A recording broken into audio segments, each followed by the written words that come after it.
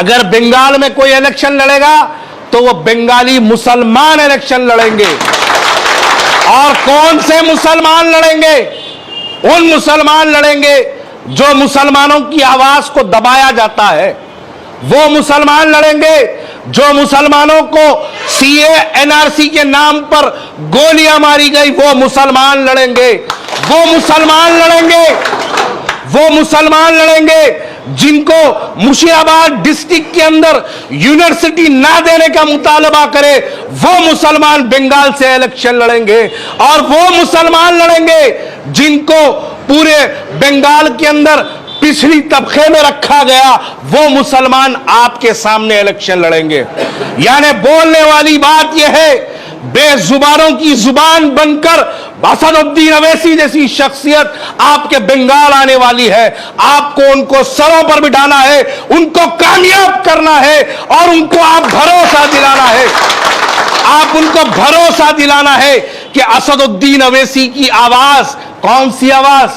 यहां बैठ के मैं 150 अपने मुसलमान भाइयों में अगर बड़ी बड़ी बातें कर लूं तो शायद ये आसान होगा, लेकिन जब सीएनआरसी का बिल पार्लियामेंट में पेश किया गया, वही पार्लियामेंट जहां पर नरेंद्र मोदी बैठा था, वही पार्लियामेंट जहां पर अमित शाह बैठा था, वही पार्लियामेंट जहां पर योगी बैठा था, वहां पर सीएनआरसी का जब पार्लियामेंट में बिल पेश किया गया, पूरे हिंदुस्तान में अगर सबसे पहले पार्लियामेंट में किसी ने बिल फाड़कर फेंका उनके मुंह पर, तो वो शख्सियत का नाम बैरिस्टर असदुद्दीन अवैसी है। जिंदाबाद, असदुद्दीन अवैसी जिंदाबाद, हज़रत बिलाल साहब जिंदाबाद। उसके पहले ट्रिपल तलाक का एक मामला पार्लियामेंट में पेश किया गया था। ट्रिपल तलाक क्या है? ट्रिपल तलाक हम मुसलमानों की एक शरीयत है। शरीयत में मदाखिलत की कोशिश पार्लियामेंट के अंदर बीजेपी की हुकूमत करती है, तो उस पर अगर कोई आवाज उठाता है पार्लियामेंट में, तो उस शख्सियत का नाम भी बड़े फखर से कहता हूं, वो भी बैरिस्टर असदुद्दीन अवैसी है। पार्लियामेंट में बहुत से मुसलमान बैठे थे, पार्लियामेंट में बहुत से मुसलमान बैठे थे, लेकिन किसी मुसलमान की किसी की हिम्मत नहीं हुई कि ट्रिपल तलाक के मामले में मदाखिलत पर आवाज उठाए। दूसरी पार्टी के भी मुसलमान बैठे थे, कांग्रेस पार्टी के भी मुस्लिम एमपी वहां पर बैठे थे, आपके टीएमसी के भी मुस्लिम एमपी वहां बैठे थे, दूसरी पार्टी के भी मुस्लिम एमपी दिल्ली की पार्लियामेंट में बैठे थे। लेकिन कोई अपने मसाइल पर जब आवाज उठती है तो कोई आवाज नहीं उठाता। आवाज अगर कोई उठती है तो आपकी और मेरी, मुसलमानों की इत्तेहाद की एक जमात जिसका नाम मीम पार्टी है, वो पार्टी की आवाज उठती है दिल्ली की पार्लियामेंट के अंदर। इस पार्टी को लेकर हम आज आपके पास आए हैं। आपकी जिम्मेदारी बनती है कि इस पार्टी को और ताकत बख्शने की जिम्मेदारी आप नौजवानों पे आयद होती है। इस पार्टी की आवाज को और आगे बढ़ाना यह पूरे हिंदुस्तान के मुसलमानों की जिम्मेदारी बनती है। उसी जिम्मेदारी को महसूस करते हुए आज मजलिस इत्तेहादुल मुस्लिमीन आपके पास आई है। बहुत करीब में, बहुत अनकरीब असदुद्दीन अवैसी साहब भी आपके यही मुर्शिदाबाद डिस्ट्रिक्ट आएंगे और एक बहुत बड़ा जलसा होगा।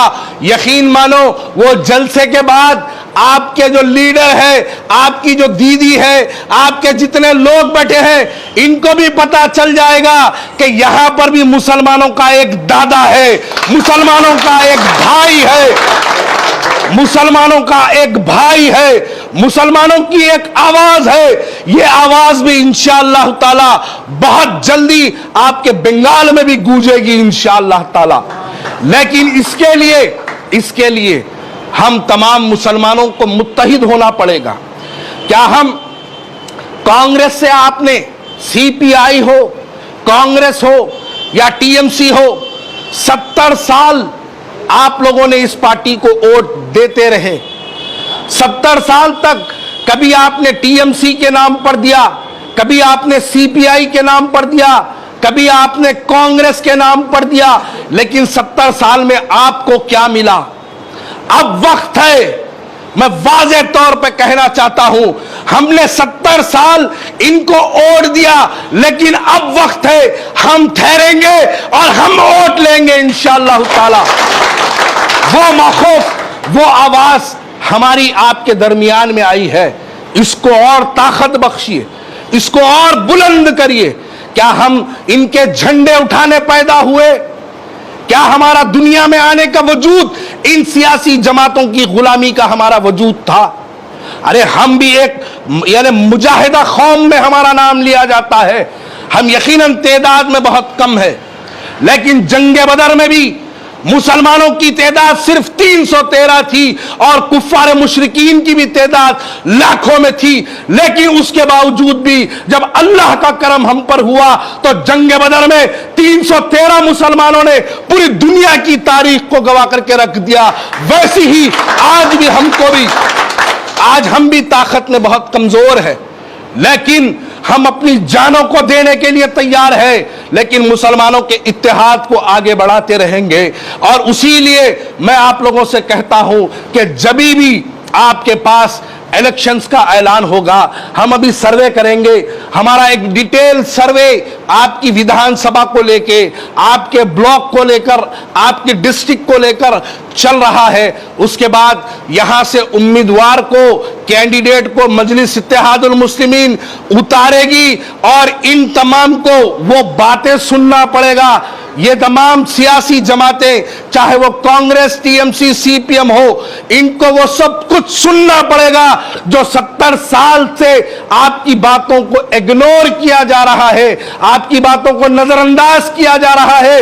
उन बातों को यकीनन बहुत जल्द हम इनको सुनाएंगे और इनको मजबूर करेंगे।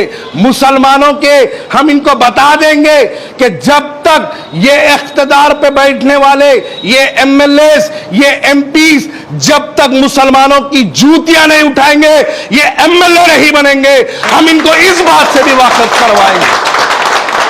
तो इसलिए आपको मुत्तहिद होना होगा और इस इलेक्शन में आपको मजलिस इत्तेहादुल मुस्लिमीन को, असदुद्दीन अवैसी साहब को, अकबरुद्दीन अवैसी की आवाज को आपको ताकत बख्शनी होगी और उनके इत्तेहाद के साथ लब्बैक कहते हुए उनकी ताकत को और आगे बढ़ाना है। और आपको अपने अज़ाइम, अपने मसाइल, देखो हमने तो बहुत मुश्किलों का सामना कर लिया, हमने बहुत हालात का सामना कर लिया, लेकिन हमारे आने वाली नस्ल, जो आज हमारे छोटे बच्चे घरों में बैठे हैं, जिनकी उम्र 5 से 10 साल है, क्या हम भी वही बच्चों के हाथ में यही टीएमसी की गुलामी, यही कांग्रेस की गुलामी, यही सीपीएम की गुलामी, क्या हम ये छोड़ जाना चाहते हैं? या फिर हम ये चाहते हैं कि हमारा बच्चा भी एमएलए बने? हम चाहते हैं हमारा बच्चा भी